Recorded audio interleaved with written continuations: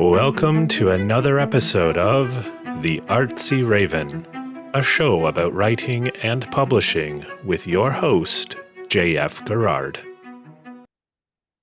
Welcome to another episode of the Artsy Raven. Today, our special guest is Bruce Madole. Bruce is an award-winning songwriter and was the 2017 winner of the John Kenneth Galbraith Literary Award for the short story titled How to Make a BLT.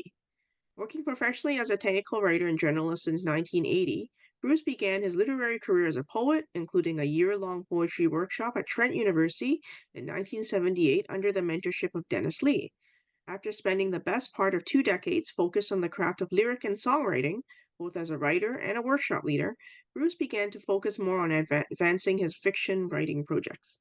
A devotee of crime and mystery genres, he has since completed 6 novel-length manuscripts, all in the humorous crime genre, and is currently working on a fourth. He is also the author of an unpublished workbook, Finding Your Inner Songwriter. A believer in developing his craft, Bruce has attended Brian Henry's writing workshops since 2015, as well as Write On the French, where he has been mentored by writers including Oakland Ross, Alison Pick, and Helen Humphreys. So welcome, Bruce. Thank you. Thank you. Good to Oh be here. gosh.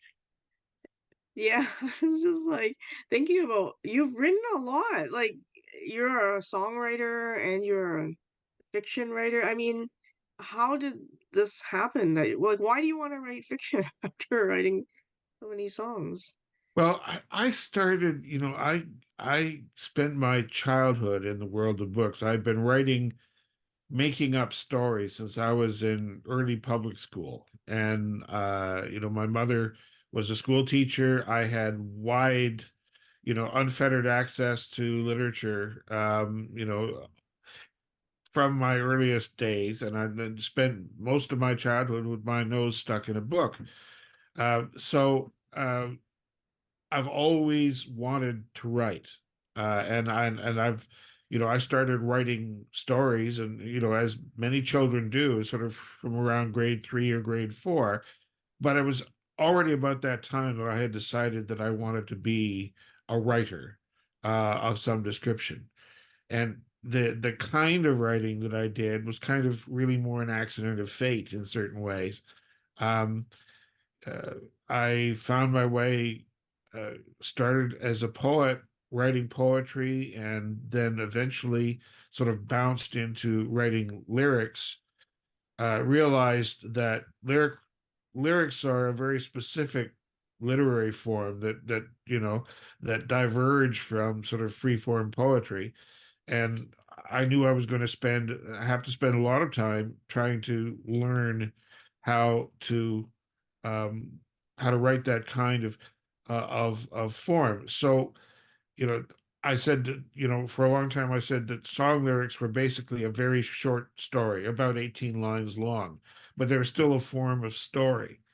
Um, and along the way, I was still writing short fiction. I was still writing short stories and writing professionally to make my daily bread. And uh, eventually, I got up the nerve to try and create a longer story. And, my first attempt at a novel was essentially something that emerged out of sort of uh, 18 or 20 or 25 connected short stories. And when I'd reached the point where I said, well, I have enough material here that it could have been a novel if it had been a single thing, then I began to feel like, oh, well, I could possibly attempt something that is book length, since I've obviously written enough words to do something that was book length. And the first thing I did was attempt to rewrite the collection of short stories into a single connected manuscript, partly because I'd attended a writing workshop, how to get published workshop, where the agent who was the guest speaker, the first thing that she had to say was, well, it's really hard to sell collections of short stories.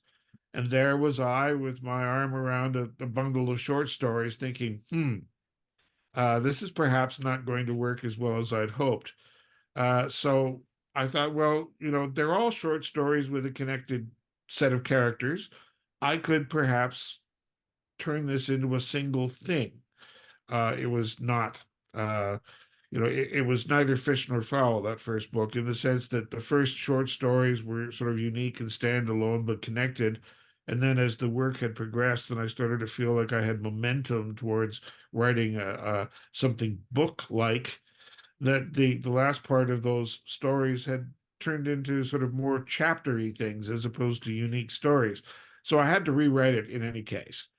So that was uh, my first attempt to create a book, was to stitch it together from a bunch of related short stories. And then, having done that, and it was not altogether successful, a publisher that I pitched it to had passed on it. And then, but having attempted a book length project, then I began to, um, I said, well, I'll try and write one from scratch with the intention of making it a novel. And I chose crime because that had really been uh, my escape mechanism. I had read, I studied English literature at university. I had been reading, the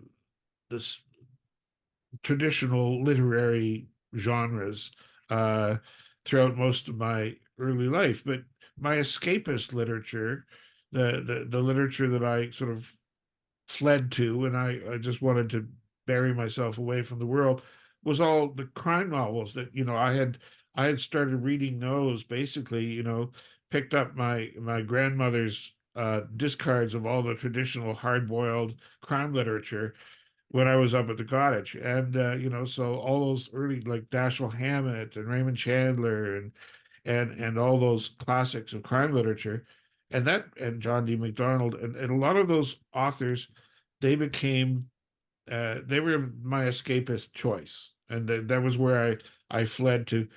There were advantages, like one of the advantages for me about why crime is that, crime novels are, to a certain extent, they're always a form of imposing some justice or sense of order on the world. You have a crime, but then you have punishment, or you have some resolution.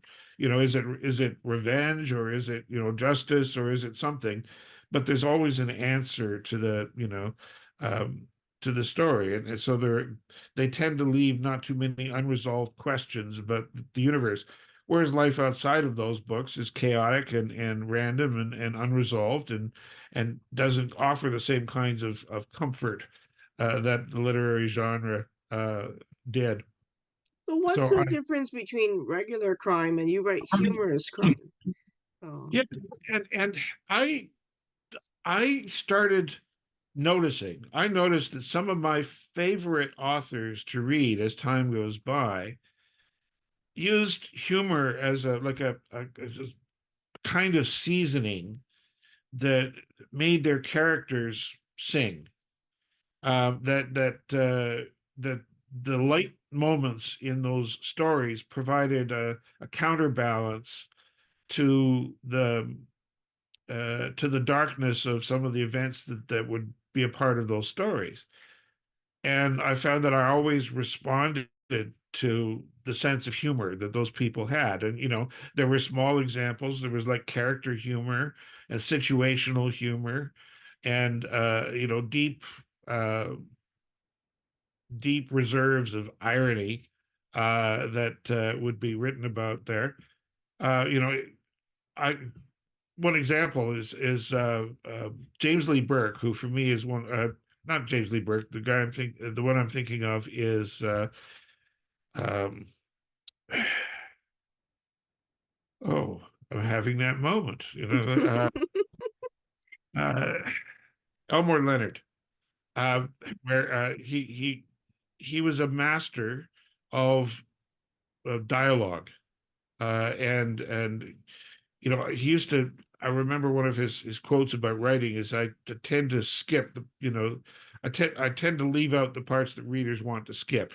Uh, um, but one of the other things, I remember one of his novels, and it wasn't even one of my favorites among his novels, but in one of his novels, there's a scene where uh, a bomb technician is being interviewed by after the fact about an explosion that took place where somebody was killed, and the analyst or interviewer is asking him, well, what happened at work? And the technician is saying, well, the suspect attempted to outrun a substance that expands at 36,000 feet per second and didn't make it. And it's that kind of dark irony, which is sort of a great example of something I've come to understand is really a part of a broader phenomenon called gallows humor. And this is something that, it characterizes a lot of crime literature. It's a part of the lives of people who are police officers and people who work in those kinds of emergency services, where they cope with so much darkness, and the way they cope with it is through gallows humor. Mhm. And the classic example of gallows humor is a condemned man climbing the scaffold, which has been hastily erected, and he looks around as they're putting the rope around his neck and says, "Is this thing safe?" Um, you know, Along the way, in preparation for trying to write more crime, I took a bunch of studies in police work. Oh, cool. I studied police investigations and organized crime and and crime scene analysis, forensic crime scene analysis, which was probably the darkest of those topics. But one of the things I discovered in talking to the police officers who were teaching those courses is, yes, this vein of, pardon the pun, of uh of dark humor that is something that they use as a part of their recipe for getting through life. It's like adding pepper to strawberries. Uh, but and the horrible things that they do to one another in the aid of getting a laugh. But that kind of reaffirmed for me, humor is a part of the mechanism for making people engage with the characters that you want them to like. And that kind of irony or dry twist of wording has become a part of my character anyway. I mean, I tend to be somebody who is always just a little bit ironic and a little bit twisted. Now, what's the most challenging part of writing, I guess, a crime novel? Like, you know the answer before you write it. I mean, you know the resolution, right? Because I'm one of those, there's a constant twist between people who are what they call plotters and people who are pantsers. Mm. And that is writing from the seat of your pants. I tend to refer to it as character-driven development. Mhm. Which is when I have a voice, when I have a character that is speaking to me, like they're beginning to emerge, then I think that if I take the people that populate my head at any given moment when the story begins to emerge, it's like, here's a person, start off with that person, whoever the first voice is, and provide them with all of the necessary flaws and anxieties and angst and neuroses and back history. I mean, I've got Lord knows I have a complete dump truck full of flaws in my own life, my own character, that I can draw on to give my character some of these weaknesses, and let them move ahead with their flaws and their attitudes and their voice, and then see what kind of trouble they get into. Um, and so that's and then after that, they're just reacting to the things that happen to people. And if I've done it successfully, then perhaps my readers will identify with the primary character, and then they'll sort of empathize as he or she struggles to move through the perils that their own behavior has led them into. Um, but the thing is, having done that, you're sort of at the mercy of what those characters are. Uh, it makes it really difficult to pre-plot an ending without starting to demonstrate something that looks like the hand of God reaching down to wrench something back on course. So you really are at the mercy of sort of character development and whether or not that works successfully. And the other thing is that I have a sometimes an unrestrained attitude of whimsy, Mhm. which um, sometimes leads me to take sort of unacceptable glee in going off in a strange direction. Um, so I think my first experiments in writing longer fiction were also experiments in terms of trying to decide what might or might not work Mhm. for the fiction. But I've always found myself placing characters in situations where their humor is being expressed through dialogue, it's being expressed um, through situations, and especially I like dialogue because for me dialogue is one of the things that I'm supposedly best at. And certainly one of the things that tends for me to drive a story forward is how these people talk to one another and then interact in other ways. Um, Now you've you've worked with so many different mentors. Like, what's the best advice you think you've heard from them about writing? to trust the work, Hmm. to be as authentic as you can in terms of creating these people, but then also uh, be willing to go back and revisit that after you've told the story. I think one of the and I had come to this conclusion myself that and through observation that one of the best things that you can do as a storyteller the first time through is to go right through until you have told the story and written the end under the first draft. Because the temptation is to edit the hell out of something you've just written and embark on these endless cycles of revision, which might give you like a perfect 3 or 4 chapters, but doesn't convince you that you can actually complete a whole book. Once you've written a whole first draft, whether or not it's entirely successful or not, and in my experience, all of my first drafts needed rework. But once you've written that 70 or 75,000 or 80,000 words of however long it turns out to take to tell the story, you now know that you can write a book. Uh, and then that satisfies the gnawing, never-ending question. And what you have to do now is to find out whether you can finish a publishable book by going through the necessary heavy lifting of rewriting and editing and workshopping and doing all the rest of the mechanics that'll get you the rest of the way. And to be honest, none of my books are yet published. So, that getting a book published part uh is still to be proven for me. But, I've come a little closer with some of the later manuscripts. And I sort of think, well, the earlier ones, there were an opportunity to learn more about, those muscles as a writer, what you do, what you don't do. It just those uh those are really helpful. The belief and support of those mentors is also really important. Awesome.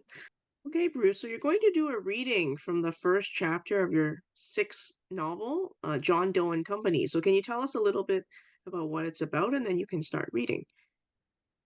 Yes. Okay. So this is a story set in a small sort of hamlet uh, in on the border of actually Georgetown, a little hamlet in Glen Williams, Ontario. And I have imagined somebody running, as I say, the world's most unsuccessful bookstore.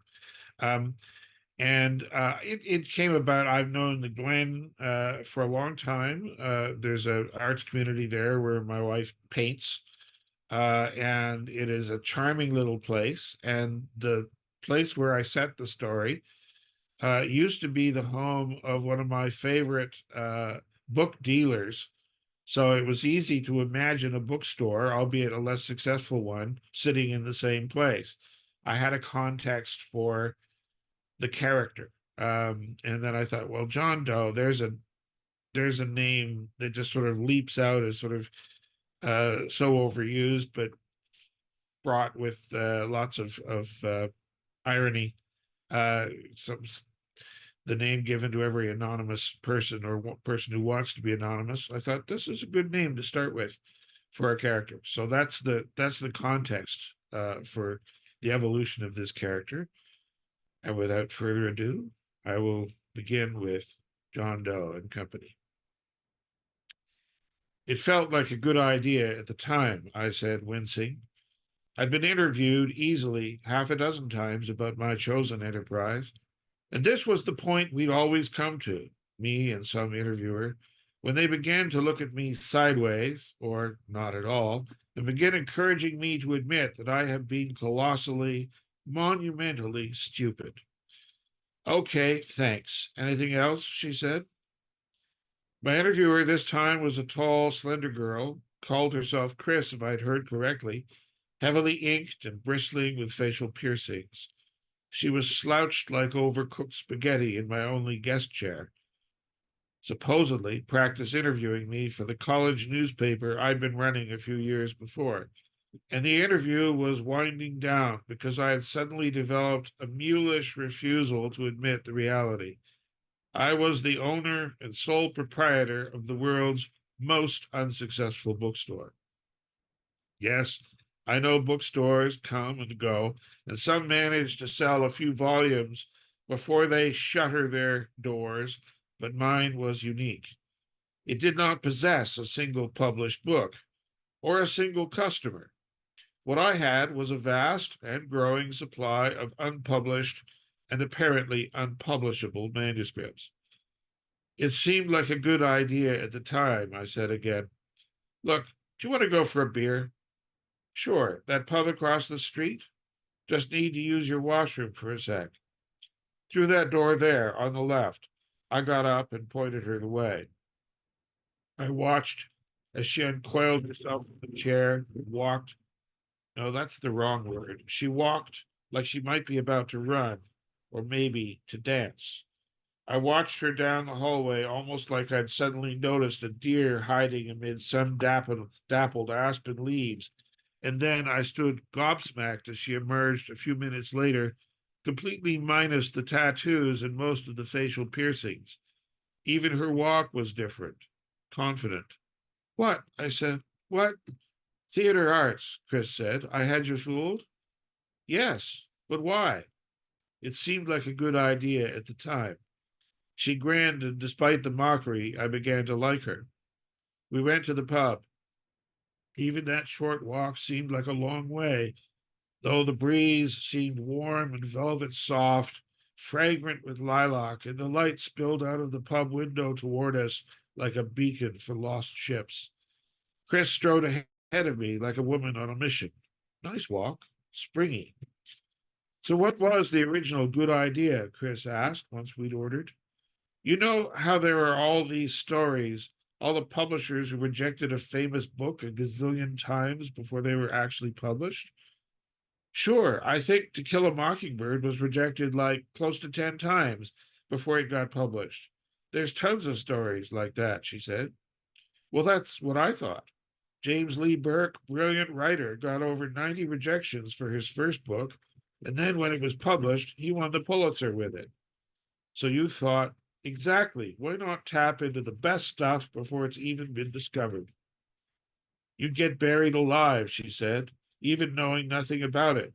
You'd be absolutely crushed once the word got out. I thought I had taken steps, I said, to prevent that sort of thing. I said it would be crime only, just to narrow things down, keep it under control. Didn't work, did it? Not really, no. I was being optimistic. Aside from the people who send you stuff outside of your stated category, because, of course, if you're ever going to make an exception, it has to be for their very exceptional book. It turns out a lot of people write crime stories. Plus, there's like genres within the genre. Well, sure. There's cozies, noir, hard-boiled, humorous, procedural, detective stories, private detectives, and horse mysteries, and cat mysteries, and antiques mysteries, and cooking mysteries, and whodunits, and it all gets to be a bit much. Even within a single category, I've had to develop some additional subcategories and subcategories just for my own sanity. Such as, well, there's noir, and really noir, to which I added PFB for pretty fucking bleak, and BP for booze and pills. Do you mean written while taking booze and pills, or likely to trigger bad habits? She grinned at me. That one, likely to cause you to reach for the meds. Though I'm fairly sure a good few of them were written while under the influence, I'm focusing on their effect, I said. I've written 2 half novels in that last category, Chris said. Burned them both, and the world is a better place for it. So now you're a journalist? Student journalist, which is kind of like studying to be a horse farrier, she said. A what? Person who shoes horses. Right. You think journalism is an endangered profession? I said. Don't you? She had a point. Journalism depends on conflicting perceptions of reality. Journalists are taught to think of themselves as vital agents of truth telling and social justice, a noble but temporary form of literature. The publishers who represent the business side of things think of reporters as the noise between the ads. Where does theater come in? Different kind of storytelling, I asked. That's right, a hobby, besides the journalism. Something else there's not much market for. So we're a fine pair to be talking. Have you considered you could become a publisher? Chris asked. I mean, a book publisher? I suppose it crossed my mind, but publishers, they have to hire editors and book designers and printers and binders and marketing and people to deliver the books and more besides. I've only got me and no money to pay for all of that. So that's an obstacle at any rate. And that obstacle was one of the reasons I thought why my bookstore concept had been so incredibly stupid. There being, based on experience, zero appetite for unknown and unpublished book manuscripts. You got enough to pay for the beers, though, right? I think so, yeah. I refrained from checking my wallet. Are moths negotiable? Okay, then, what about a literary agency? Don't they need lawyers? You really are a hopeless case. Yes, they need lawyers. You need a lawyer. Lawyers want paying, I said. Most of them, but assume we've got you a lawyer, a really good one, willing to work on spec. What do you plan to call this literary agency you're never going to start? She grinned at me, finished her beer. Then she reached across and poured off half of mine into her glass. I'm waiting, she said. What's it called? John Doe and Company. That's your bookstore. What about DOA Literary? DOA, as in dead on arrival? Yep, goes perfectly with John Doe and Company. And we'll call your publishing company, say, Toe Tag Books. That should work. We? I asked. Who's we? You and me, she said, and the investor to be named later. I don't have any investors, I said. What I have are creditors. You know, people who want their money and don't plan to give you more. Well, that's good, she said. They should get used to waiting for their money. It's pretty much the definition of a creditor. You going to finish that beer? She picked it up and finished my beer before I could say yes. Come on, she said. We've got loads of work to do. But we've only just started drinking, I said, and you've drunk my beer. It's late, saving your boyish figure. Come on. So we returned to the world's most unsuccessful bookstore and began making plans to open, in addition, the world's least likely to succeed literary agency, DOA Literary, and Toe Tag Books, a publishing enterprise even less likely to develop a pulse. While we're at it, I said, why don't we visit a morgue, see if there's any corpses looking for tap dance classes? Oh, you, she said, such a pessimist. It's getting late. Where do we sleep? We? I have a little space in the back. I started using it after I had to give up my apartment. It's fairly small. Show me, she said. We'll figure something out, just for tonight. So I walked the threadbare hallway through to the back, up the stairs, and I showed her where the single mattress and box spring were pushed up against the wall under the slant of the ceiling. As you can see, I started to say, and then stopped. I stopped because she had peeled off her shirt, kicked off her shoes, and had one leg already out of the tight black jeans she'd been wearing. There were no panties in evidence. Unclad, the figure I'd thought to be skinny and even a tad ungainly now appeared to be merely slender and beautifully curved. Poised, her breasts revealed, stood proudly to attention. She grinned at me and winked. I told you we'd figure something out. For some reason, I'd begun feeling quite optimistic again. Really, quite optimistic. Wow, thank you so much for sharing your first chapter there. Oh gosh. When I was listening to you talk about being a publishing house and all those things that you have to do, I'm like, yep, no money. It's you know I love the idea of a small press. I am a book lover. I know people who run some small presses and even artistic, first edition kinds of books. And I will be a book addict until the day I die. So the whole idea, the magic or mystery of a small press to me is a part of the sort of deliciousness of that whole concept, where the character has begun something he does not understand on the fruit of an idea that he is not well realized. But there is more to come in his life, and a whole bunch of mysteries are about to absorb him in that. Uh, uh, it was just finding my way forward with that character, and the series of characters that will emerge. This is sort of a fun thing for me because it turns out it's a sort of a mystery fantasy element. There is a supernatural element to this story that takes it off in a direction that I had not foreseen when I wrote the first paragraph. Well, best of luck on your writing journey, and I do hope we'll see your books in print one day. Thank you so much. It's been a real pleasure talking with you. Well, thank you. For more upcoming episodes of the Artsy Raven about writing and publishing, visit us at jfgarrard.com/arpodcast. A reminder to Patreon subscribers that there is bonus content available for every episode on the Patreon website.